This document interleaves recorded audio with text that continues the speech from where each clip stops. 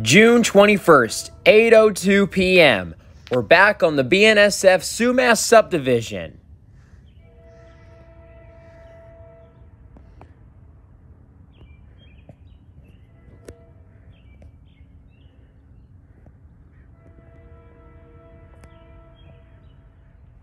On this day, BNSF 2104 leads the Sumas turn northbound from Everett, Washington to Sumas.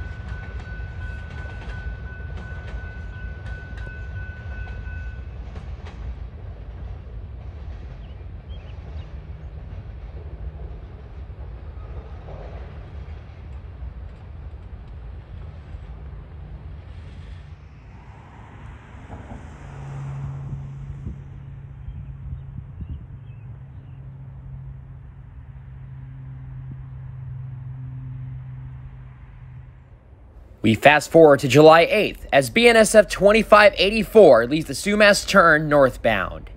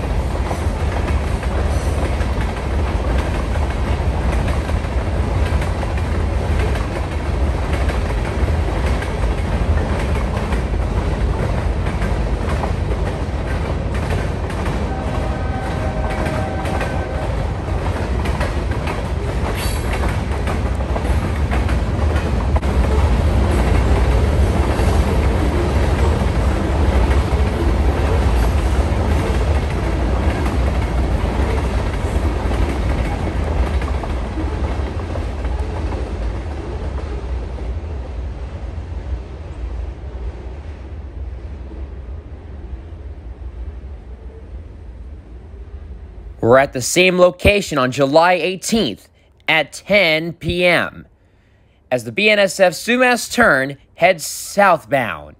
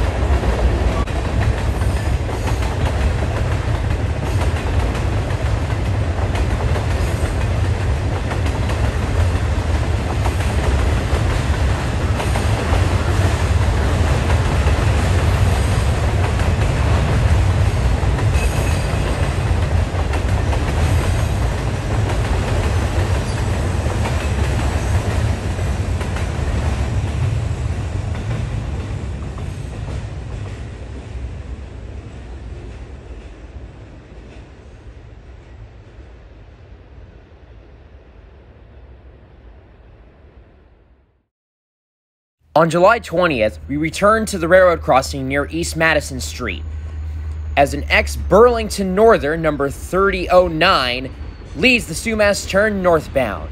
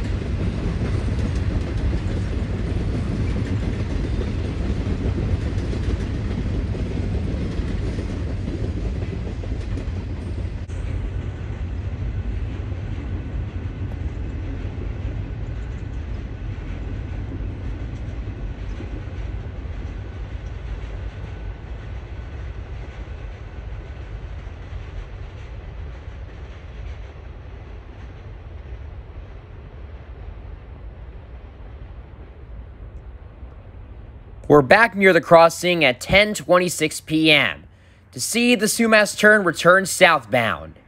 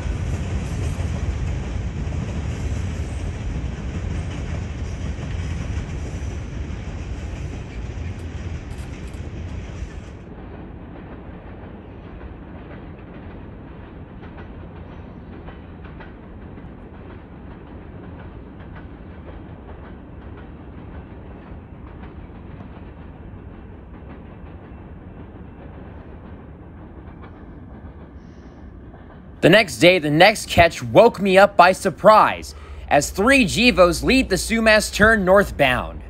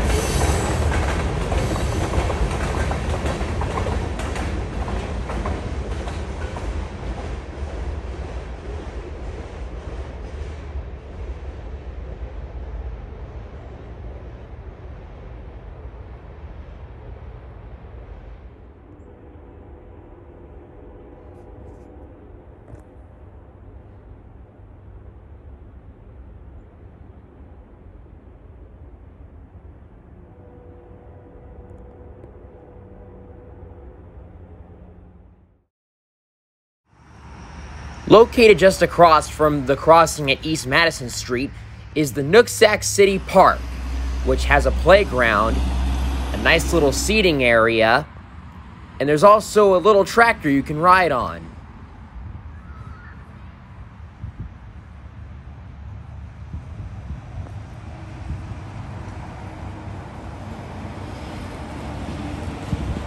Definitely the favorite thing about the park for me is the sign, with the little steam train on there.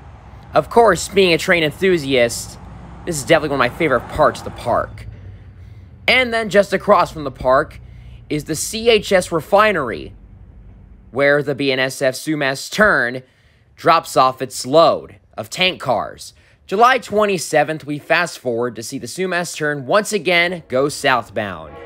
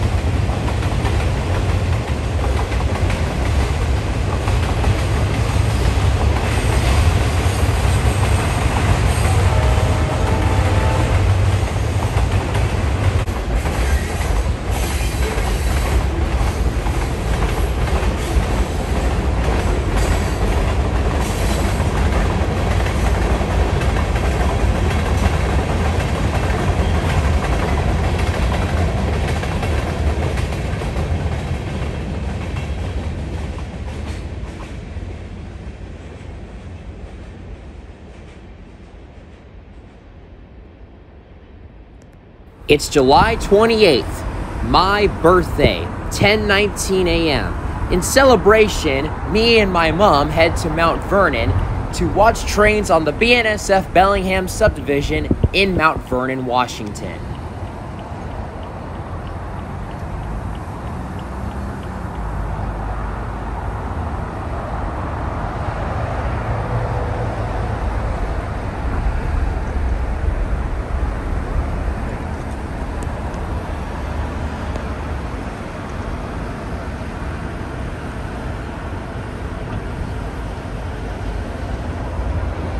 Located here are lines of tank cars.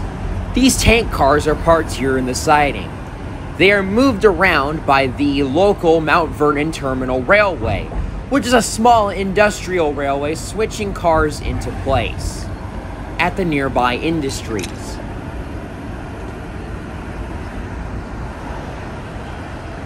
Located right here is the little roundhouse and the locomotive. Mount Vernon Terminal Railway number 1200, which is an EMD switcher locomotive. If you want to know more in the history about this railway, then I suggest that you check out 4D PNR Movies YouTube channel, as they cover the entire history of this line. I'll put the link down below in the description if you want to see it. The place we were set up to film is at the Mount Vernon Amtrak station, where Amtrak Cascades trains serve this station, going to and from Seattle and Vancouver, BC, as well as Portland, Oregon. Inside this station is a neat little Amtrak ticket machine, as well as an Amtrak Cascades schedule, but I think it's only for their bus routes. And yes, in case you didn't know, Amtrak Cascades does have a bus route. Here are the times they arrive at the station. And just for fun, I took out my old P42 and took a picture with the ticket machine. Because why not?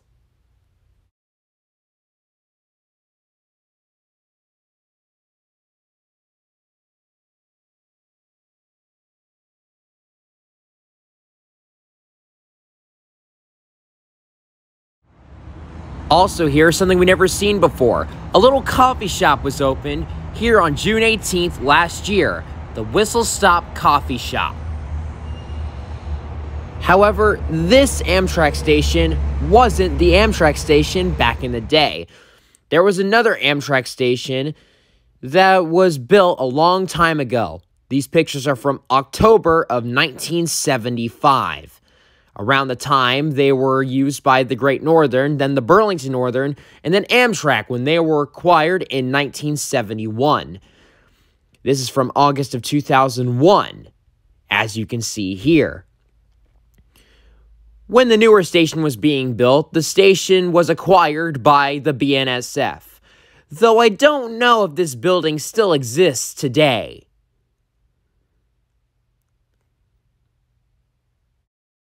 The current Amtrak station that is used in Mount Vernon today was opened in July of 2004 and still serves the Amtrak Cascades trains today.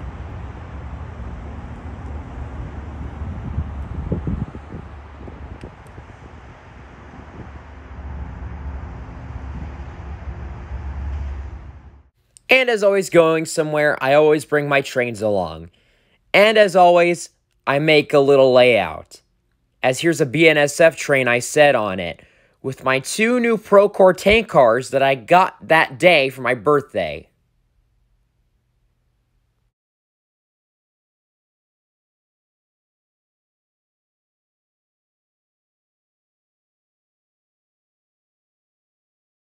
Unfortunately, no trains came, but at 12:14 p.m., a BNSF high rail truck passes by.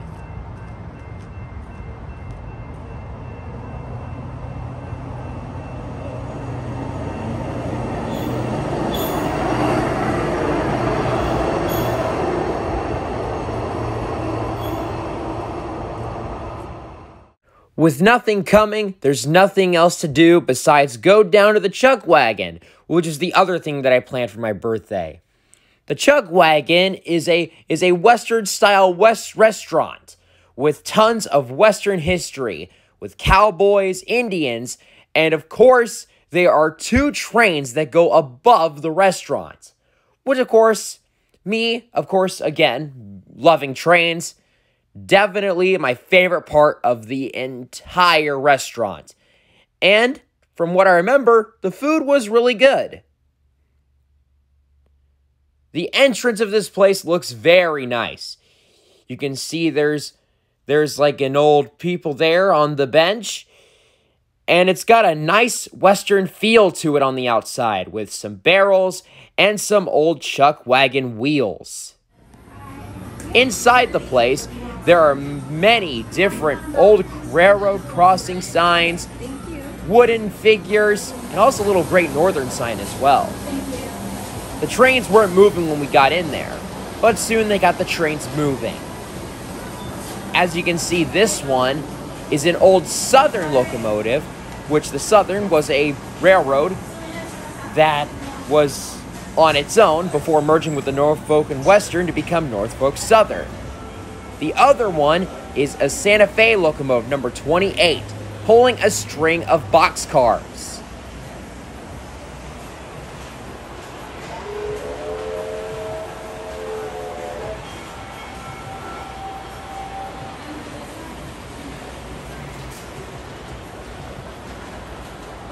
And as you can see, both trains don't go at the same time. Instead, these 2 trains take turns, as one would pull into one siding, and that would activate the other train. As you can see, there is a signal to tell which train to go and which train to stop. As you saw, the Santa Fe number 28 was set to go and on its way.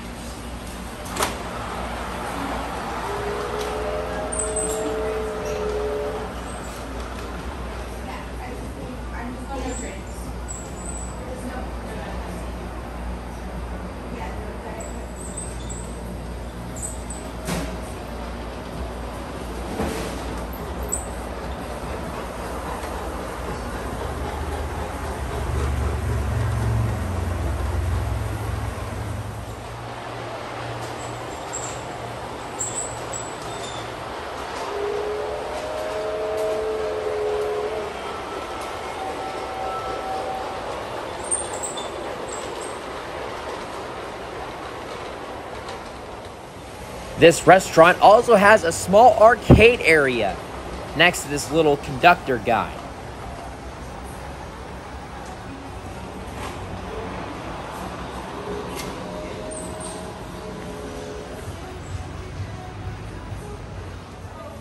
Also located up here is a bunch of nice old Western memorabilia.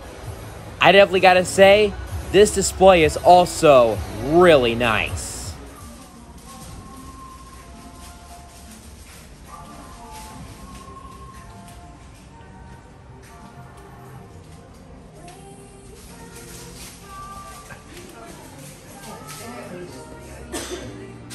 And located by these Indians, there's a small little candy area with M&Ms, Skittles, and a few others. Here's some pictures I took of the trains. Very nice pics.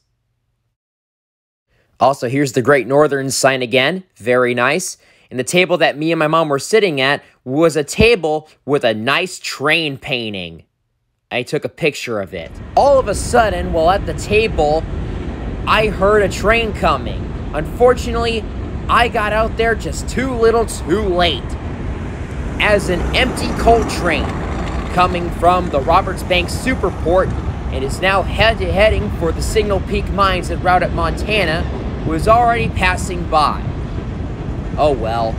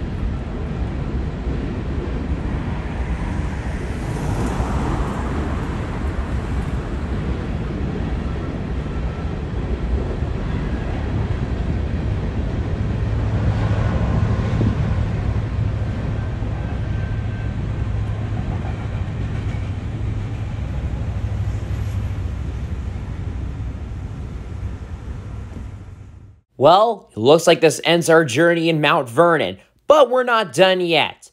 Me and my mom also made a little quick trip to Target.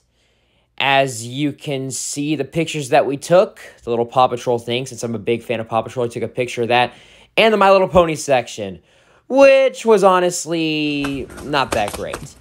Anyways, July 30th, we had a little birthday celebration, but one of our neighbors did a giant burnout with their truck, and it caught fire. Take a look at this. Oh my gosh. Oh my god. Oh my gosh. Oh my god. Oh! Oh my. I got all of that. Fried his engine. That fried his engine. That definitely fried his engine.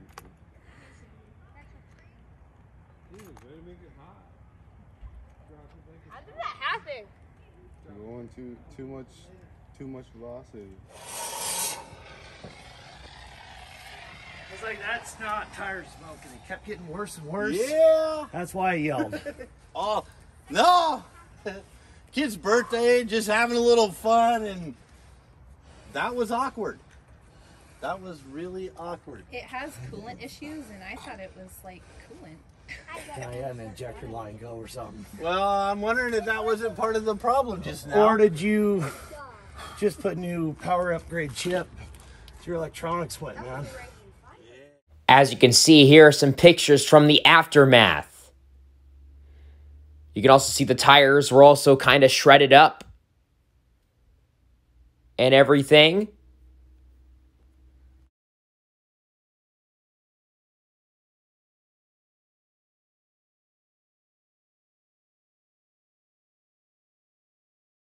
Also, after the burnout, giant tire tracks were left. And guess what? That burnout mark is still here. Absolutely wild. A crazy night. I also got some of the rubber as well.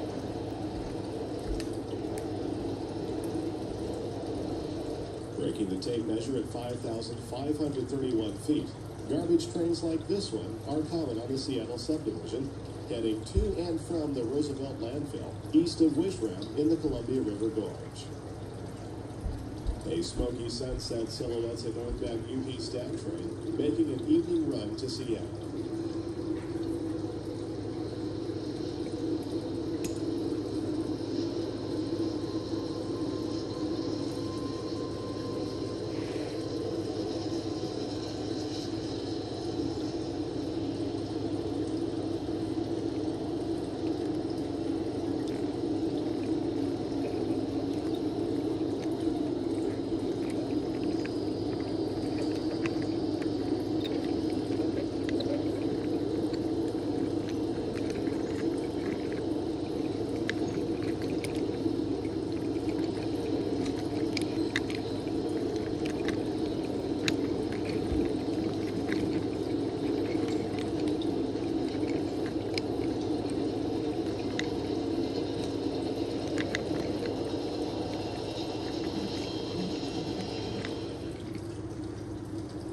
just before sunset, BNSF 5711 North leads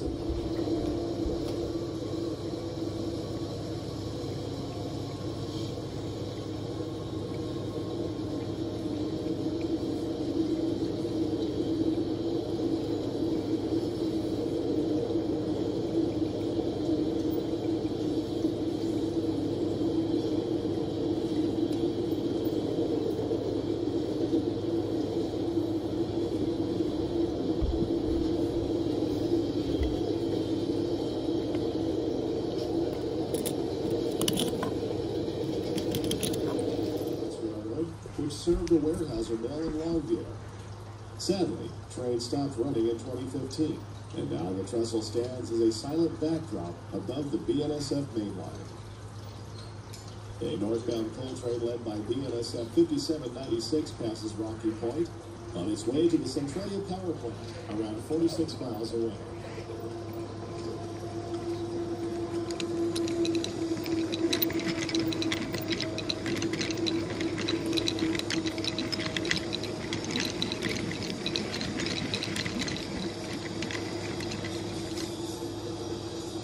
This next catch sure caught me by surprise.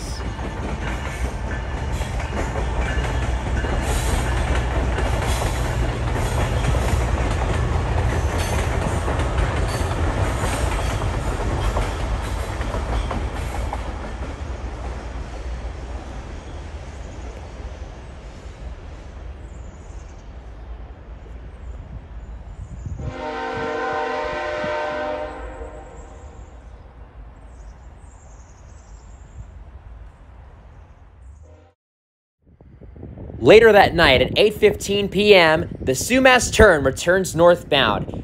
This time, the locomotive leading is an absolute treat.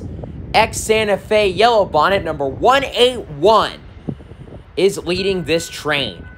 While also sandwiched in between the consist is a BNSF Green and Cream SD70 Mac.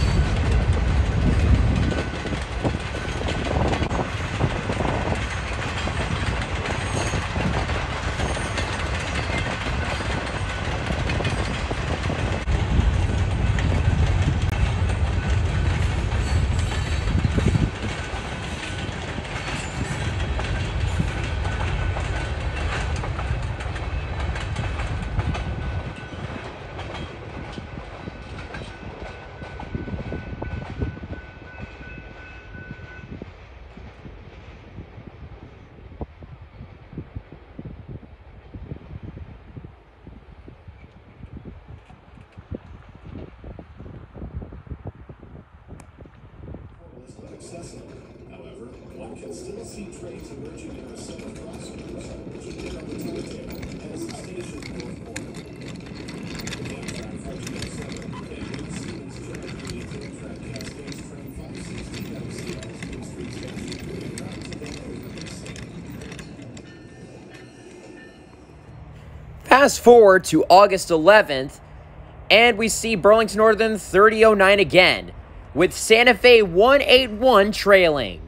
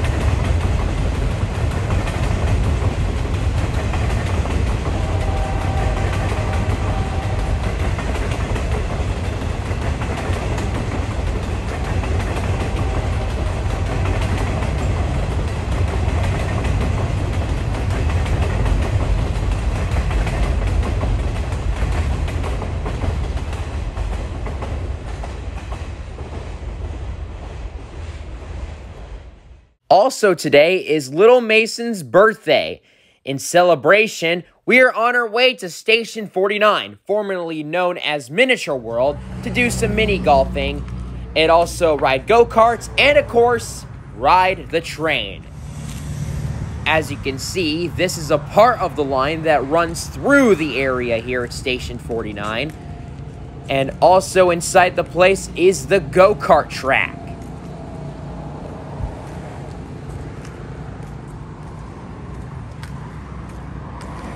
Located at the entrance are some small railroad crossings with old mechanical bells. You really don't see those anymore, since most modern railroad crossings are now equipped with electronic bells and LED lights.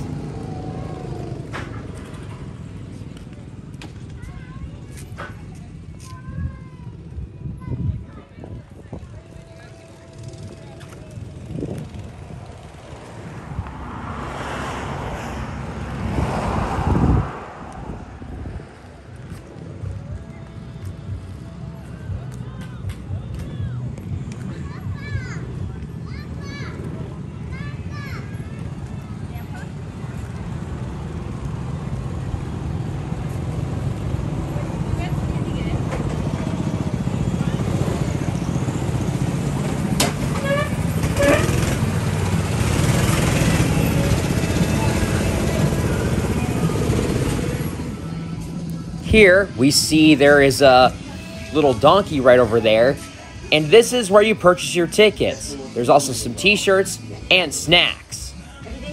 And located just through this door is a nice little arcade area with a tons of arcade machines and an air hockey table.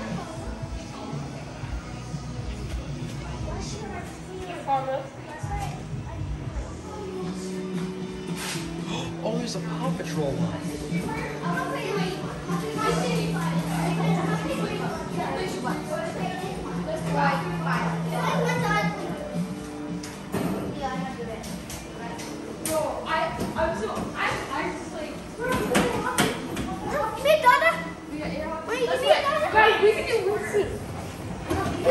Whoa, this thing is we could do 3 members.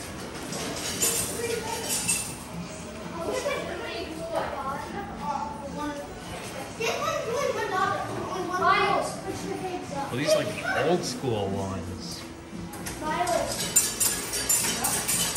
The train that runs through Station 49 is known as the Pioneer Valley Railroad. The train departs by hour.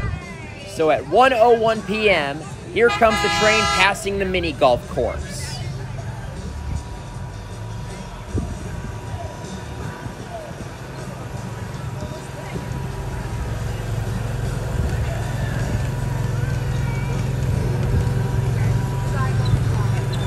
The road number on this locomotive is 2464, with the logo kind of playing on the look of the Great Northern logo, and the color scheme is the color scheme of the Union Pacific.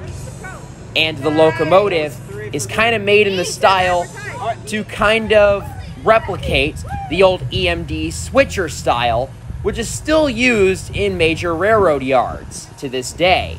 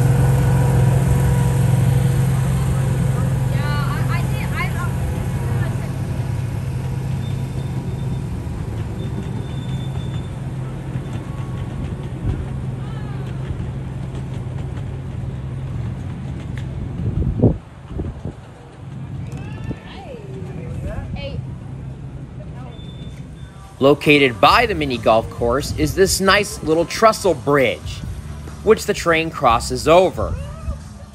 There is also a little windmill here. As you can see, the train is parked at the station, waiting for its next ride. You would then see it depart at 2 p.m. as it crosses the bridge.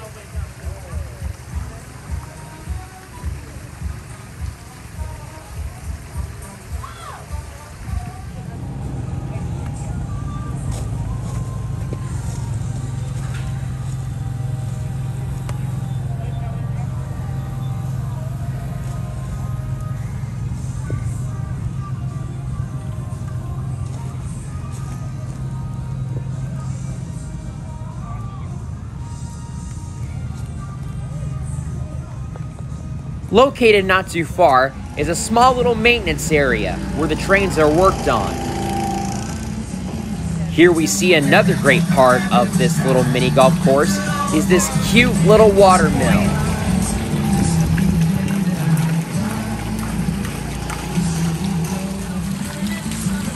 Later, it was finally time for our train ride.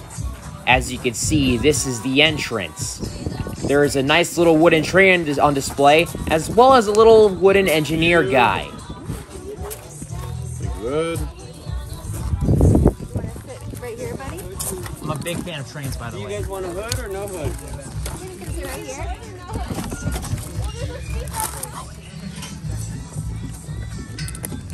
You want to go up there? You can go sit anywhere you want. Oh, this is the back? Hey, can I? Oh. Yeah, you can sit back there for one. You might want to put some stuff in your pocket so if you might be able to hold on. With all of us on board at 3:01 p.m., it was time to leave the station and our train ride begins.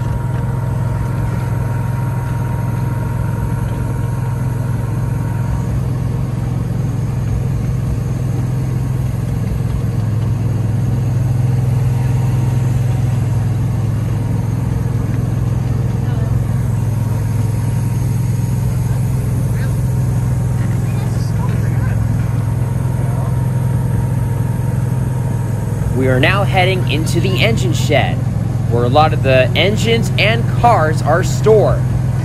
In just a little bit, we will pass their little Thomas the Tank Engine. I remember riding on this one a lot of times as a kid. Though I don't know if he runs anymore. Also located in here, you can also see a ton of other different train cars in here, as well as a little old red caboose. Another one over there, and another one. There is definitely a ton of great miniature rolling stock in this little shed.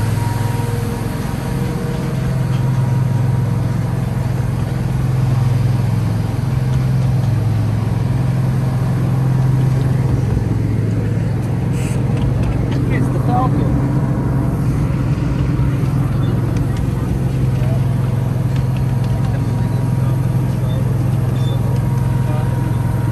As we round the corner, the old railroad crossings activate, and the horn sounds.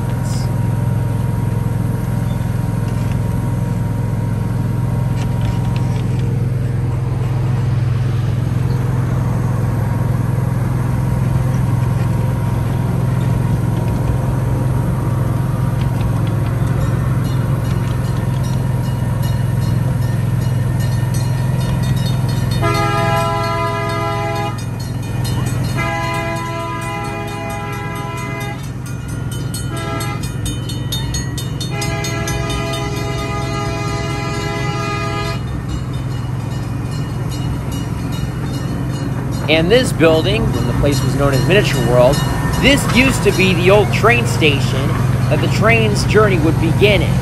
But now the station has been moved to the other side of the park.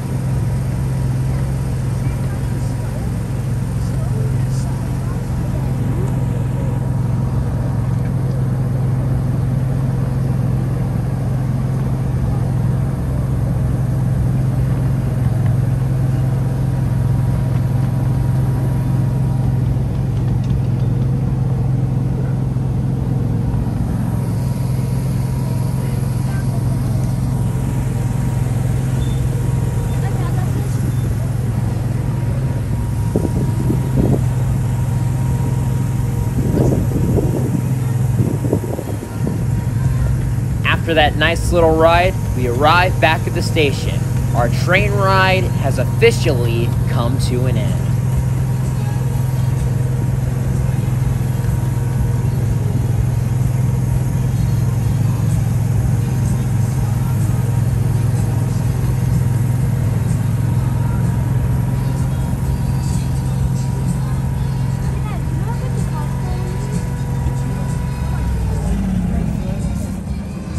Thank you, guys. Thank you.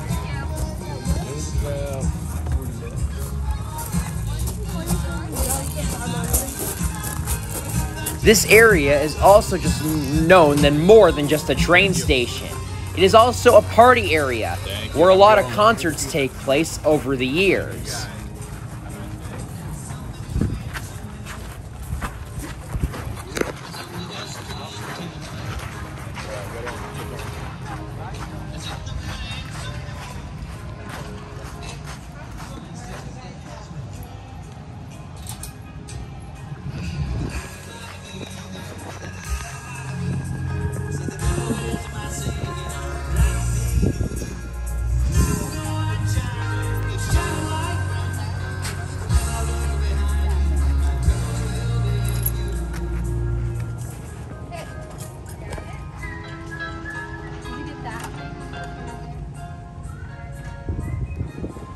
Before leaving the Pioneer Valley Railroad behind, we get one more look at 2464.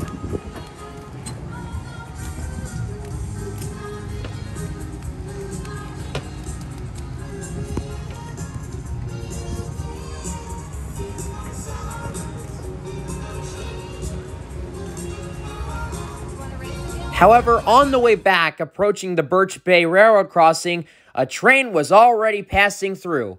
Once again, just like at the Chuckwagon, we were too late to catch the train, as a northbound manifest going from Everett, Washington to Vancouver, BC was already passing through. Oh well, maybe next time.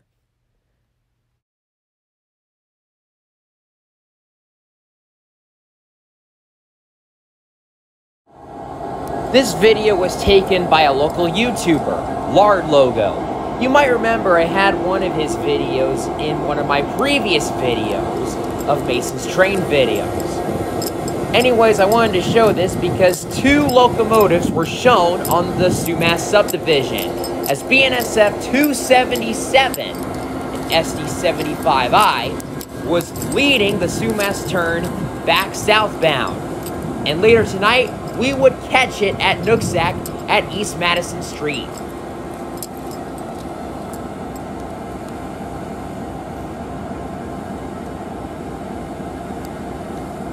Also, you can see trailing behind it is another EMD SD75I.